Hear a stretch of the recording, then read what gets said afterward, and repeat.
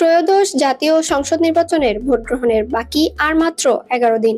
প্রথমে সংখ্যা থাকলেও তফসিল ঘোষণার পরপরই পাল্টে যায় সারা দেশের নির্বাচনী চিত্র। টানা গণসংযোগ, ব্যস্ত প্রতিদ্বন্দ্বী প্রার্থীরা, চলছে রাস্তায় রাস্তায় মাইকিং, পাড়া মহল্লায় হচ্ছে জনসভা ও উঠান বৈঠক। দীর্ঘদিন পর হতে যাওয়া প্রতিযোগিতামূলক এই নির্বাচন সুষ্ঠু করার সর্বাত্মক প্রস্তুতি নিচ্ছে নির্বাচন কমিশন।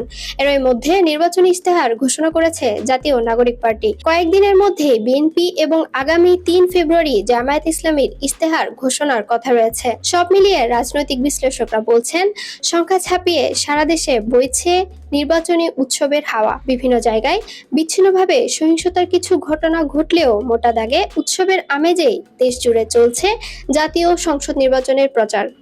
রাজধানী থেকে প্রত্যন্ত অঞ্চল প্রার্থী ও তাদের সমর্থকদের নির্বাচনী প্রচার গণসংযোগে দেশের প্রতিটি জনপদ মুখর। বড় রাজনৈতিক দল থেকে শুরু করে স্বতন্ত্র প্রার্থী সবাই এখন ভোটের মাঠে। ভোটারদের ধারে ধারে গিয়ে শোনাচ্ছেন প্রতিশ্রুতির ফুলঝুরি। এদিকে ভোট নিয়ে নানামুখী সমালোচনা ও রাজনৈতিক অনিশ্চয়তা, অন্যদিকে মাঠ পর্যায়ে প্রার্থীদের সরব উপস্থিতি, সব মিলিয়ে উৎসবমুখর পরিস্থিতি বিরাজ করছে। নির্বাচন কমিশন বলছে 12 ফেব্রুয়ারির নির্বাচন নিয়ে কোনো শঙ্কা নেই।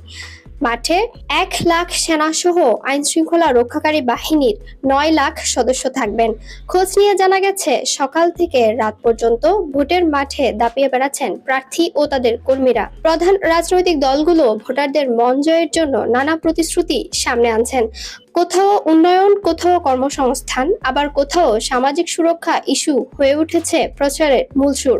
নেতাদের কথার লড়াই যেমন জমে উঠেছে, তেমনি ডিজিটাল ও সামাজিক যোগাযোগ মাধ্যমে চলছে তুমুল প্রচার যুদ্ধ। ফেসবুক, হোয়াটসঅ্যাপ থেকে শুরু করে শর্ট ভিডিও প্ল্যাটফর্ম, সব মাধ্যমেই চলছে প্রচার।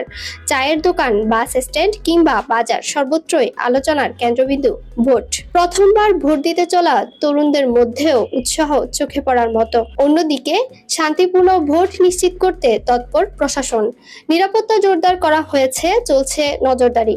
ভোটারদের চুলছেঁড়া বিশ্লেষণে উঠে আসছে প্রার্থীদের অতীত, আমলনামা ও ভবিষ্যতের প্রতিশ্রুতি।